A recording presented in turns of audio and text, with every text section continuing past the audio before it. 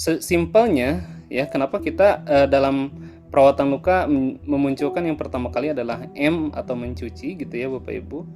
Karena merupakan proses pembersihan ini ya, simpelnya bahwa dia bisa menghilangkan kondisi atau penyebab daripada infeksi itu pada permukaan luka tentunya ya. Kalau misalkan dia yang sifatnya sudah sistemik, tentu tidak sebegitu mudah dengan proses pencucian aja, tidak cukup gitu ya, melainkan harus. Nah, biasanya mereka masih menggunakan konsep yang lama, pencucian hanya di toto-toto kasa gitu ya, pakai NaCl dan tanpa dibilas ya, apalagi menggunakan sabun ya, kayaknya aneh gitu luka pakai sabun. Kita maunya nggak ada lesungnya gitu ya. Nah, biasanya bagaimana caranya kita supaya rata ya, si epitelnya agak kita hambat supaya nggak tumbuhnya nggak terlalu cepat.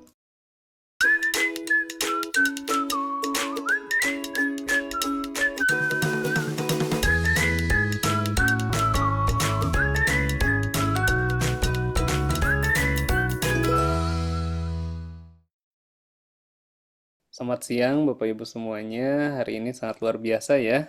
Sudah tidak terasa ini udah tanggal 18 aja Bapak Ibu ya. Udah pertengahan tahun lagi. Perasaan baru kemarin kita tahun baru ya. Jadi waktu itu berasa begitu cepat Bapak Ibu. Tapi insya Allah dengan hadirnya kegiatan-kegiatan yang diselenggarakan oleh Metrovazin Academy itu menjadi salah satu pengingat juga.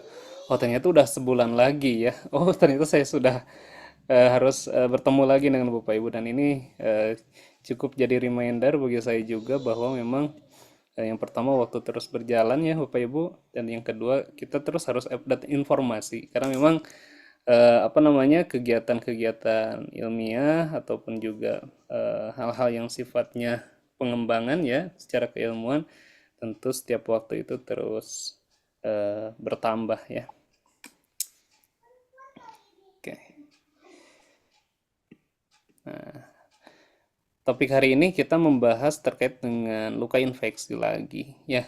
Karena memang ini adalah salah satu kondisi yang sudah dan tentunya Bapak Ibu sangat sering sekali menemukan kasus-kasus luka yang dimana itu adalah luka kronis yang tidak hanya terkontaminasi melainkan juga sudah terinfeksi, sehingga eh, saya juga, kita beberapa kali buat kegiatan di YouTube juga sama ya Mbak Evi, bahwa view view untuk kasus-kasus luka infeksi ini cukup tinggi karena memang mungkin ya di lingkungan kita, di masyarakat terutama gitu ya, mereka mengalami hal yang demikian.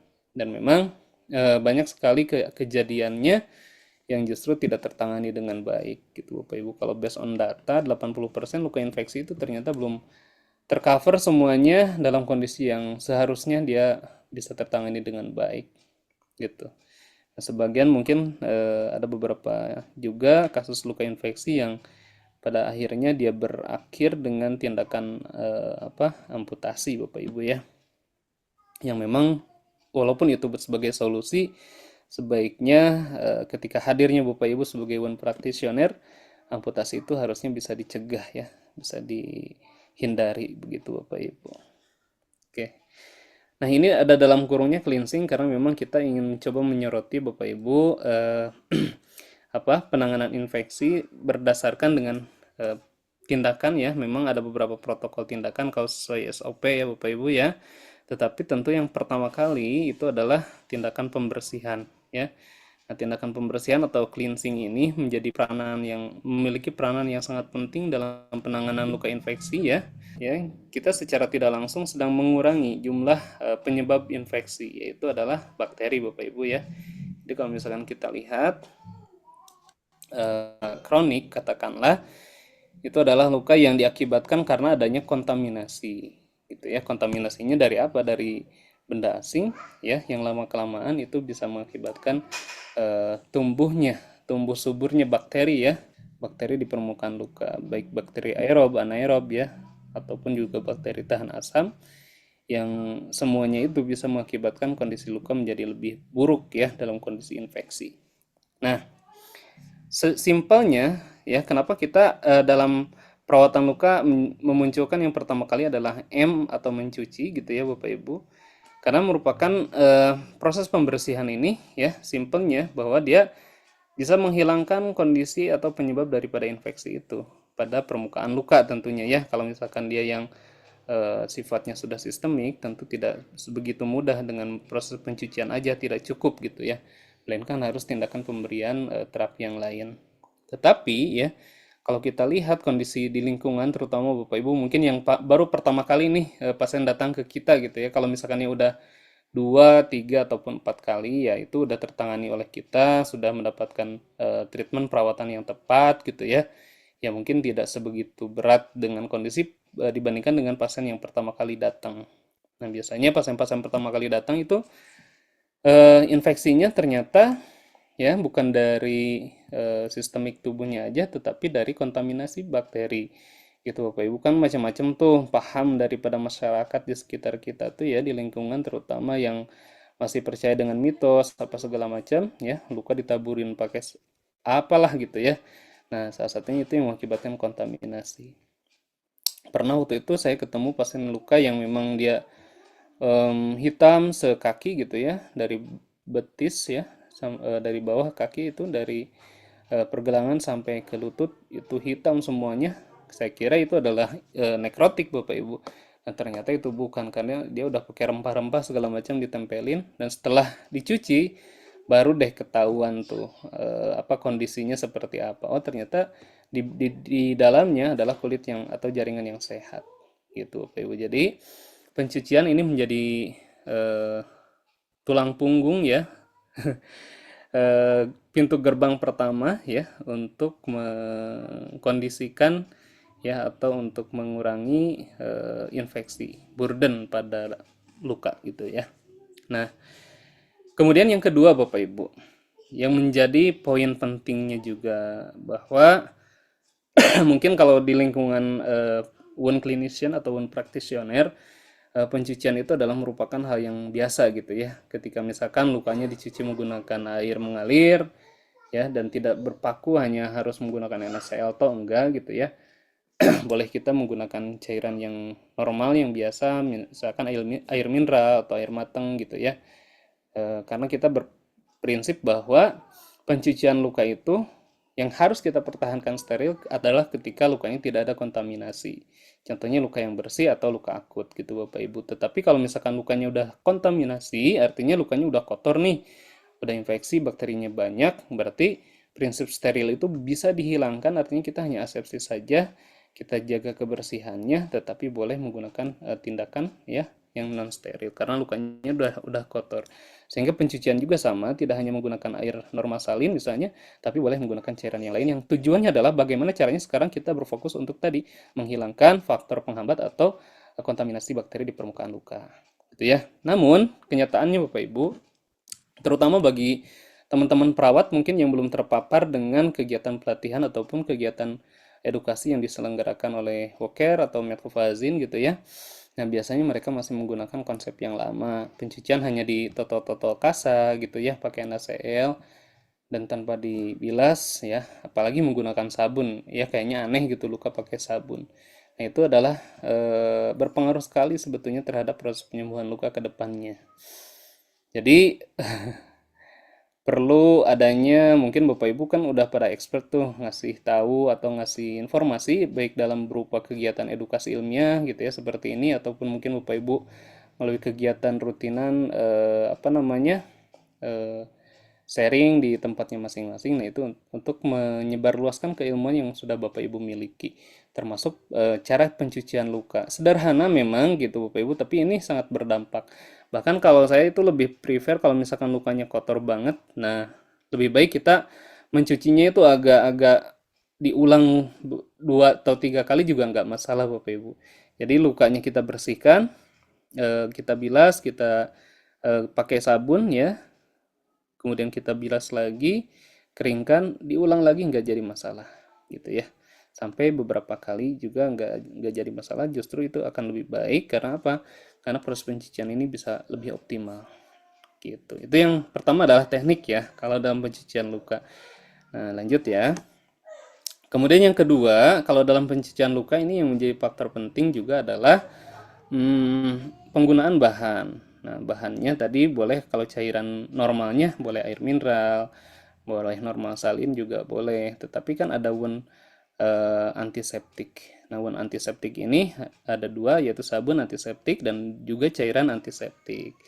Nah, kalau misalkan wound antiseptiknya, boleh Bapak Ibu menggunakan sabun antiseptiknya Metcovazine, sabun cuci luka. Nah, itu memang dia sudah teruji secara klinis, dan catatan pentingnya adalah penggunaan wound antiseptik ini dia tidak toksik atau tidak merusak jaringan granulasi.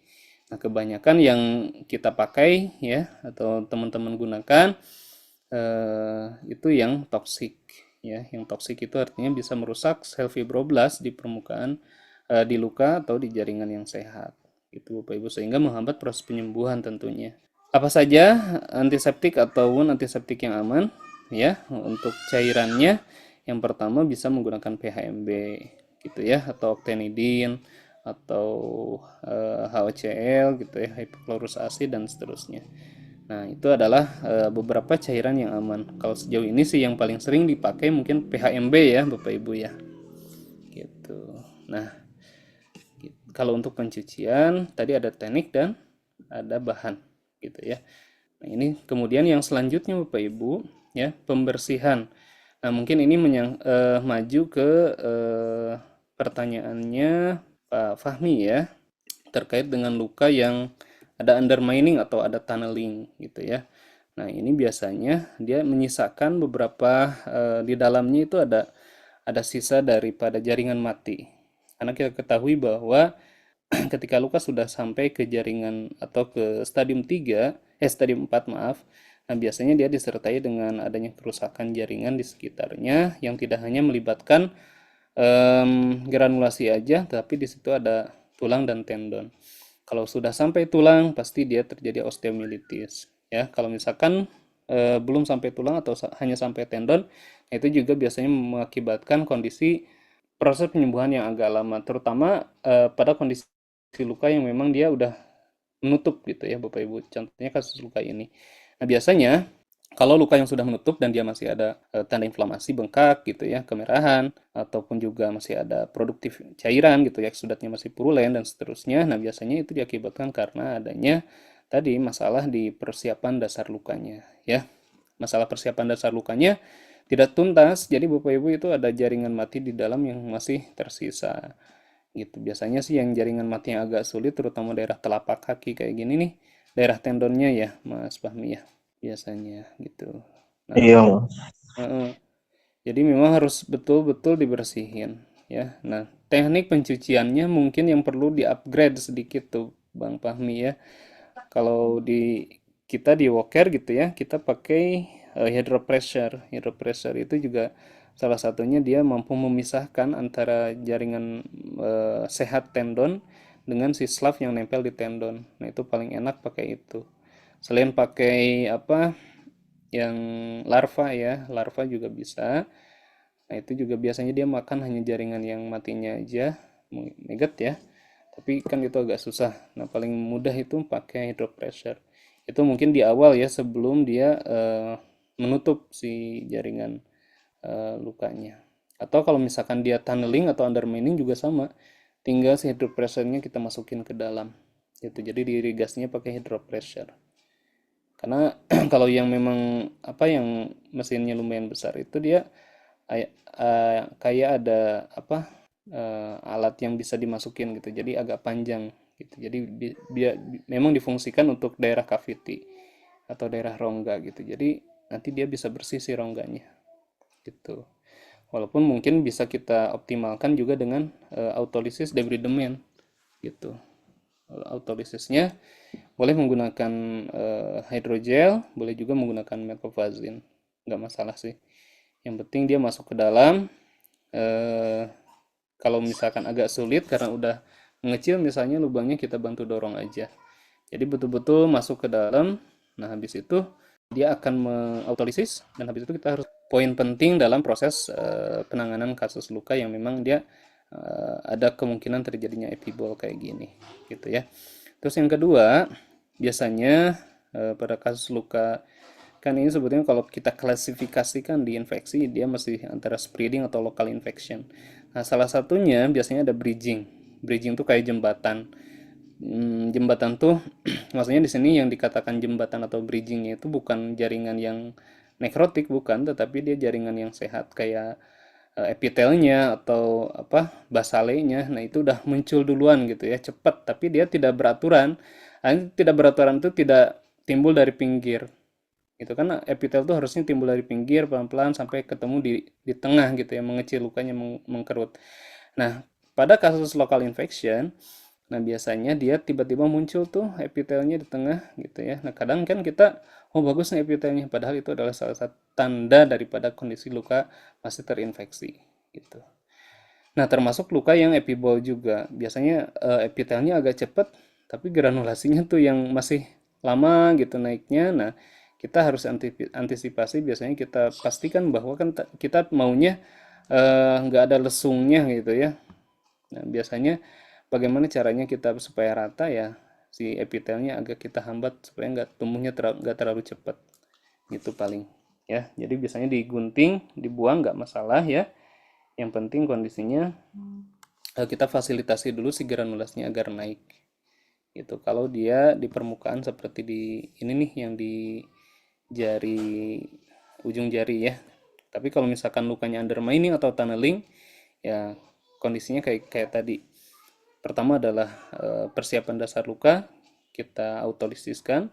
Kedua adalah di cleansing atau pembersihan. Itu jadi betul-betul harus dibersihkan karena kalau misalkan masih ada sisa, sampai kapanpun itu akan sulit sekali menutup Bapak Ibu karena dia si tubuh itu masih nganggap ada benda asing di dalam. Kalaupun ia nutup, pasti itu ada lubang ya, kecil aja misalnya, tapi masih aja produktif keluar cairan gitu. Nah, terus yang ke selanjutnya, kalau pasiennya memang sudah bisa jalan ya, nah ini proses offloading, kemudian aktivitas jalan juga bisa membantu untuk mengeluarkan sisa-sisa jaringan mati yang ada di dalam yang sudah terautolisis. Jadi ini pasiennya dianjurkan untuk jalan boleh Mas Fahmi ya.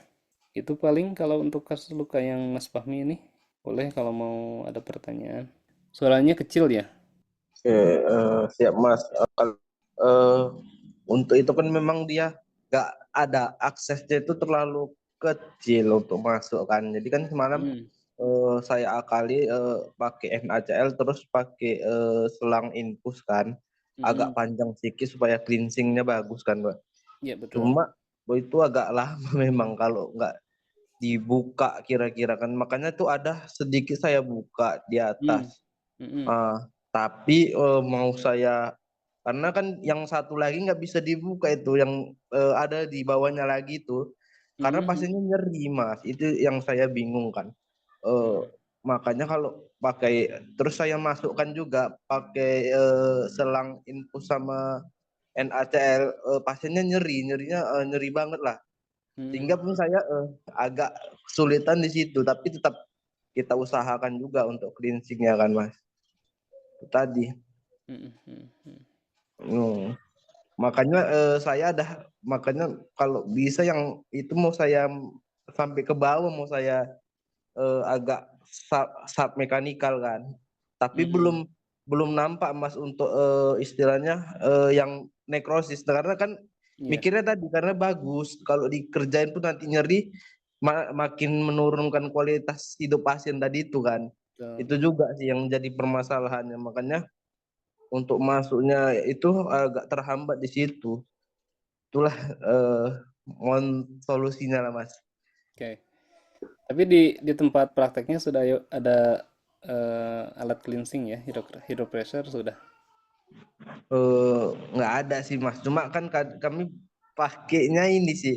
Saya ada rencana kan mau beli tuh yang di Shopee dia eh, macam alat pembersih gigi. Mm-mm. Tapi untuk airnya itu sih rencana pakai itu sih. Ya. Tapi kira-kira efektif nggak gitu Mas? Kalau sejauh ini, karena kita juga sebetulnya di Walker itu ada dua alat ya, ada yang memang kita modifikasi gitu ya, kemudian KSO, karena kan lumayan tuh harganya. Yang alat hydropressure betulannya kita mesti KSO gitu, Mas Fahmi gitu ya. Jadi memang sebaiknya memang kalau kondisi-kondisi luka yang agak sulit, yang butuh treatment lebih gitu, memang penggunaan advanced teknologi ini penting. penting gitu ya dalam kita melakukan perawatan luka. Contohnya kasus-kasus luka sulit kayak gini. Nah, tetapi tadi kalau misalnya memang bisa dibersihkan ya secara manual, kita irigasi ya, boleh tuh ya menggunakan selang infus atau misalkan yang penting kan itu teririgasi ya. Prinsipnya kalau luka dehiscent atau luka undermining gitu ya, itu prinsipnya di pembersihan atau di wound irrigation ya. Jadi memang lukanya harus betul-betul bersih. Kita pastikan bahwa semua jaringan mati yang ada di dalam itu keangkat ya. Tapi kalau misalkan melihat kondisinya masih ada tanda infeksi, ada tanda inflamasi, mungkin juga perlu dievaluasi lagi ya pasiennya apakah misalkan dia eh, sudah sesuai ya atau belum untuk penanganan sistemiknya. Kalau misalkan pasiennya gula ya harus terkontrol gulanya. Kemudian kalau misalnya dia untuk nyeri apakah ada minum obat pereda nyeri atau sebagainya. Nah, itu mungkin perlu diperhatikan juga sih. Gitu. Siap, siap Mas. Itu sih Itu paling sih untuk, masukannya. cuma kalau untuk dimasukkan hidrogel saya kurang ini sih, kurang enak sih kalau untuk hidrogel kan istilahnya dia bisa kadang melisiskan tendon yang bagus juga Mas. Saya takut di situ Mm-mm. sih. Mikirnya di situ, Betul, betul. makanya saya pakai metoprolol filter saya masukkan Mas. Eh, Terus itu aja sih untuk penanganannya memang. Ya, tapi memang harus segera di pembersihannya itu supaya segera terpisah antara tendon dengan slav. Hmm, Karena memang pasti kalau misalkan dia udah tendonnya kena jaringan mati atau kena slav itu agak sulit gitu ya. Ada beberapa kalau pasiennya yang kebuka gitu kita juga cara ngebuangnya itu kadang kan kebuang juga tendonnya kayak gitu-gitu sih. Nah, itu harus harus hati-hati memang. berarti Tapi kan, tapi harus dibersihin, nggak bisa nggak dibersihin. iya Mas, berarti kan memang harus ada pilihannya yang dia ini. Cuma ya risikonya tadi itu untuk kelisis tendonnya lah ya kan. Jadi Mm-mm. mesti kita edukasi juga karena bisa saja kan di jari-jari itu dia nggak bisa gerak nanti kan. Karena Mm-mm. tendon yang di apa itu rusak ya, ini KIE-nya lah nanti kan sama pasien tadi. Mm-mm. Oke lah Mas. Tapi Makasih sebetulnya Mas. kalau kita lihat kan struktur tendon juga nggak sekecil itu, terutama yang dia berfungsi untuk menggerakkan area telapak gitu ya. Ya mungkin kalau Hmm. di punggung kaki agak nggak terlalu tebal, tapi kalau telapak sih saya rasa tebal.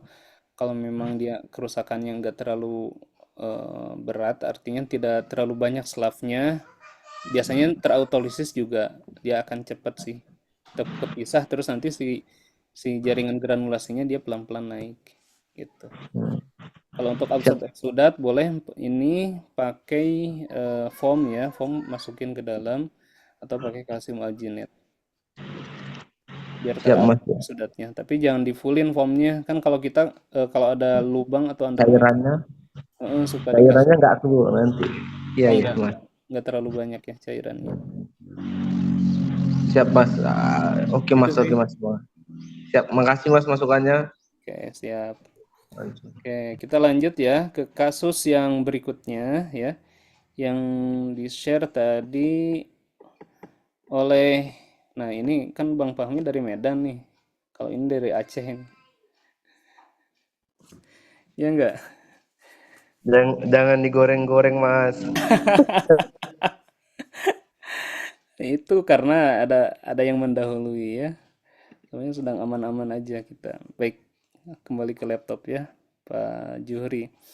Oke, jadi apa penyebab nyeri pada kasus di bawah? Memang ini kalau dilihat pasiennya usianya berapa tadi? 90 tahun ya. 90 tahun, terus kondisi klinisnya yang pre-op ya, pre-amputasinya dia udah ada ya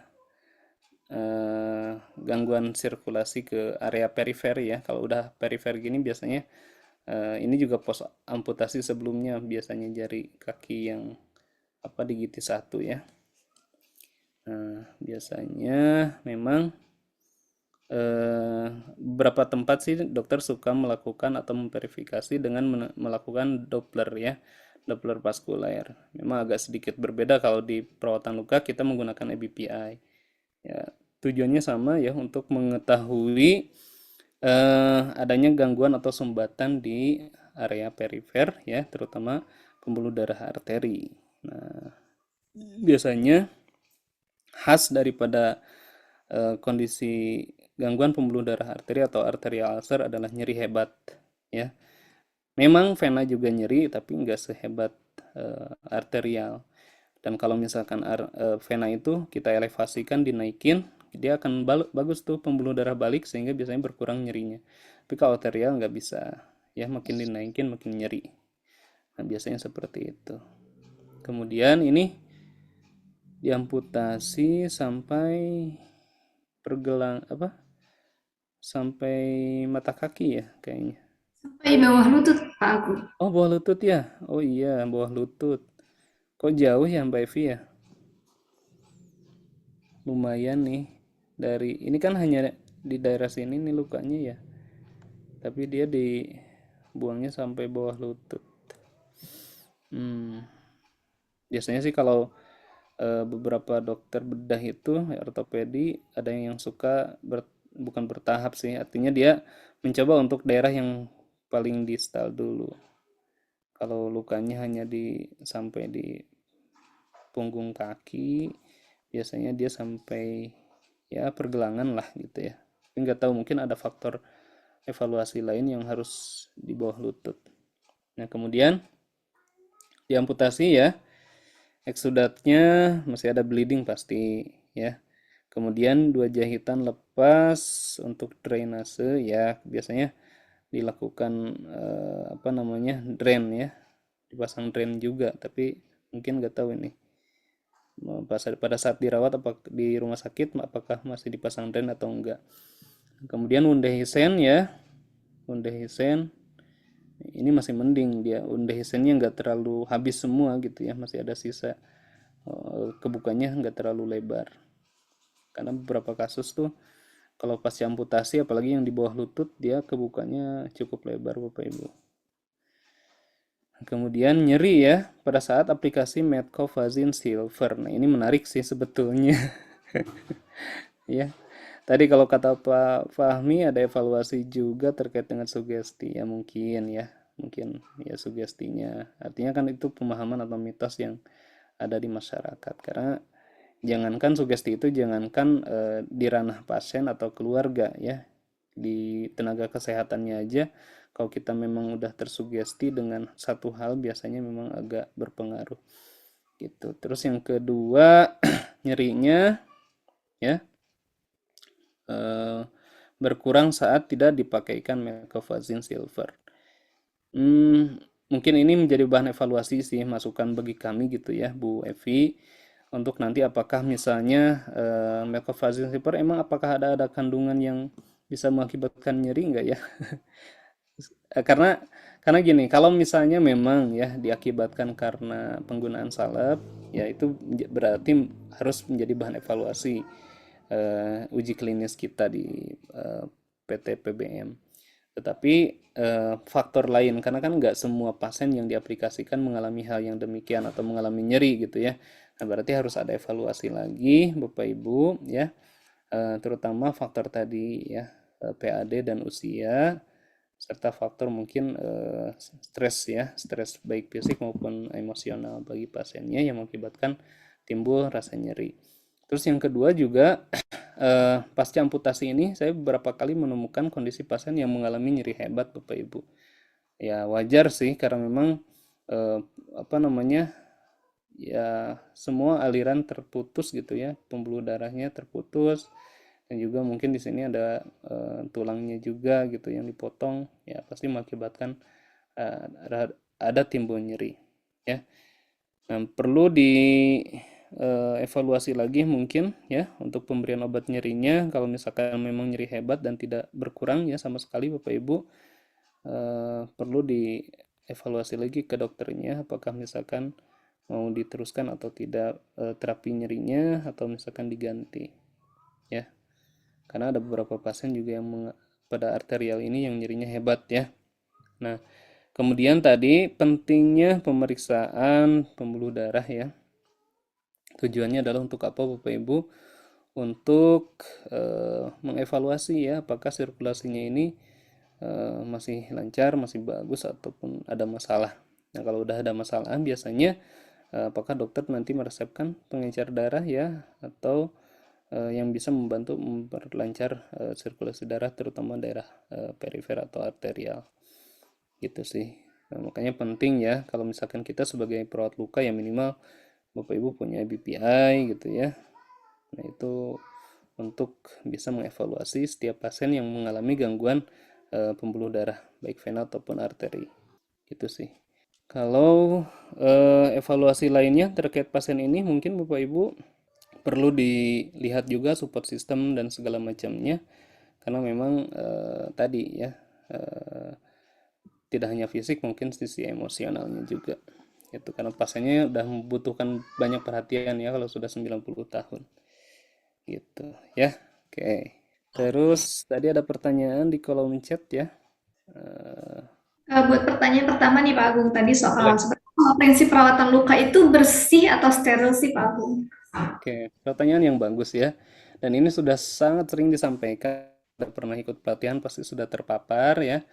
Nah, nggak apa-apa, tapi kita coba untuk ulas kembali untuk penanganan atau prinsip perawatan luka. Nah, mungkin bagi teman-teman yang dulu pernah di kuliahan diajarkan bahwa perawatan luka tuh harus menggunakan konsep steril gitu ya. Ketika nggak steril, langsung aja nggak lulus kalau lagi ujian gitu ya. Nah, sebetulnya kita kembali lagi kepada kondisi luka. Jika kita tahu bahwa luka akut itu adalah luka yang bersih, Bapak Ibu, tidak ada kontaminasi. Ya, ibaratnya pasien dioperasi pasti dijaga banget itu sterilisasinya. Masa habis pada saat operasi dia steril, masa habis gitu kita rawat nggak steril kan nggak lucu jadinya ya. Jadi kita yang mengakibatkan ada kontaminasi gitu. Nah, tetapi kalau luka kronis, Bapak Ibu ya, kalau luka kronis itu adalah luka yang terkontaminasi, artinya lukanya kotor, ya. Jadi ketika misalkan kita rawat, eh, kenapa harus kita pertahankan sterilnya sementara lukanya aja kotor gitu ya?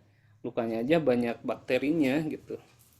Makanya eh, cukup cuci luka dengan bersih gitu sih.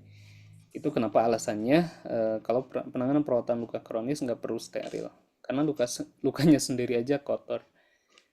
Sama tangan kita yang nggak pakai handscoon aja itu masih kotor luka dibandingkan tangan kita yang nggak pakai handscoon gitu ya.